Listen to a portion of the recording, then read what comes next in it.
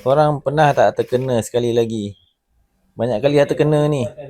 Tengok video yang mula tadi. Ingatkan beli pisau yang betul, lalah dapat pisau mainan.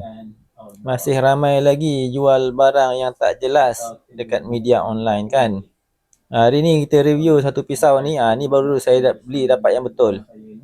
Pisau ni kecil je saiz dia. Mudah dibawa ke mana-mana. Okey, bila keluar ke kebun dan sebagainya, di rumah, di dapur pun boleh pakai. So pisau ni kita boleh tarik dan kita tolak balik masuk dalam sarung dia tu, dia melekat. Jadi kita terbalikkan pun tak jatuh. Dan tajam ni pisau ni. Okey, tajam. Dia memang tajam dan sesuai lah untuk kegunaan pisau kecil lah kan. Mudah dibawa, nak pergi camping ke, nak potong-potong buah, potong daging, amat sesuai lah. Sesuai. Jom kita tengok. Macam okey tak pisau ni? Kalau berminat, sila check beg kuning.